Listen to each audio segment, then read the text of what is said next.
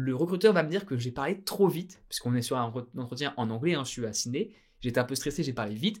Ça vous montre comment j'ai répondu et comment retourner ça comme un avantage sur la question suivante. La question à laquelle j'ai répondu était: pouvez-vous nous parler d'un plan d'action technique, court ou long terme, que vous avez développé pour une autre équipe, ce plan étant aligné avec leurs priorités? Comment avez-vous fait pour intégrer ce plan dans la feuille de route de votre équipe?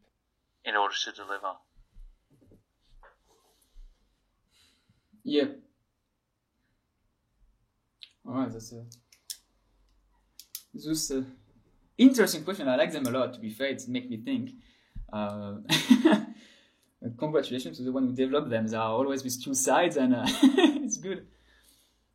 Planning and organizing long-term, short-term data analytic plan. Oh, that's a really good question. You can go with a short-term plan. It doesn't have to be a long-term plan. I mean, there's a couple of ways you can answer it. Yeah. So no, I have an idea. Like, as with this kind of question where you don't have an answer ready, you probably it's always good to go with the first answer that comes to mind, because it's probably the one that's going to match the most what you want to have. So when I was at Boral, when I started after a year, I started to have a good grasp of our data, what we were doing, and I was able to investigate data by myself. And I found in it a combination of data around market, forecast, and type of customer, segment of customer we were not getting anymore, customer that were not buying from us anymore. So at the time, I did investigate that and came to the conclusion that if we were to call back and to focus on the segment, we would get significant upsell in volume, and we could get probably 20% of those customers back. So this analytical plan, like data analysis, I then presented it to the sales manager, general manager of sales, to present, hey, this is where we have an opportunity. We have potential capacity if you bring people to call them. Account manager have to call them. And with a perspective of 2 million in revenue, if we were doing that over the year, we did a pilot group, which worked very well. So then it was included.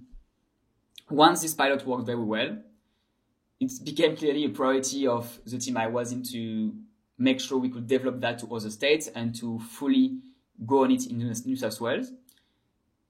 So this initiative was then ramped up. We have up to 12 account managers that called and followed the prospective plan on those kind of customers. We delivered in 2020, I think 10.8 or 11 million in revenue. And this became a part of the plan and an ongoing plan right now for 2021 too. And it's still ongoing. So the answer to your question is I found insights into the data, presented it to a small group of stakeholders that I gained the trust of over the years. We launched a pilot. It was very successful. We launched it at a bigger scale in New South Wales. It was also used in other states, and now it's an ongoing initiative.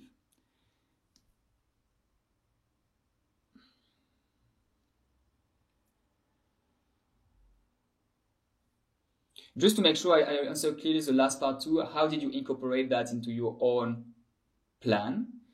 When we got the results of the pilot, it clearly became a priority. And then my goal was to automate as much as possible of it in terms of analysis of data and bringing the data from one place to the other, so the account manager could continue their job. So now it's still part of the roadmap, but it's a far smaller commitment because we automated most of the data part of it. Obviously not the coding part, but it's the data part. Yeah, just 30 more seconds. You said a lot pretty fast there, Thomas. So I'm trying to distill that down for you. I will slow down on the next one. Apologies for that. That's okay. I have to admit, probably I'm a bit faster because I was not. It's not one that I prepared, so I will make it slower next one. Alors, bilan de cette réponse. Je pense que l'opinion générale qui est très importante, c'est que on a un candidat sympathique.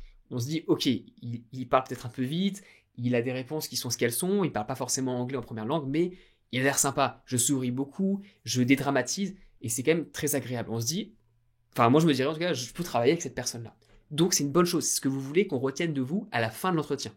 Ensuite, concernant le fond, il est bon, mais il n'est pas forcément incroyablement rattaché à la question. Bon, ça suffira quand même ici, mais pour vous dire la vérité, l'exemple que je prends, j'ai réussi uniquement à me rattacher à une histoire que j'avais déjà, tout ce qui était les dormant customers, je l'avais déjà préparé, mais vu que j'avais déjà une histoire de prêt, mais que ça ne correspondait pas à la question, j'ai essayé de le rattacher tant bien que mal. Et si vous vous retrouvez dans une situation comme ça, le conseil, c'est rattacher une histoire que vous avez déjà, si vous ne trouvez rien d'autre, mais faites quand même un gros effort pour synthétiser pourquoi c'est raccord avec la question et de faire des ponts à chaque fois que vous pouvez. Si tu veux te préparer pour ton entretien avec d'autres exemples de questions, je te mets des vidéos ici à aller voir. Bon courage!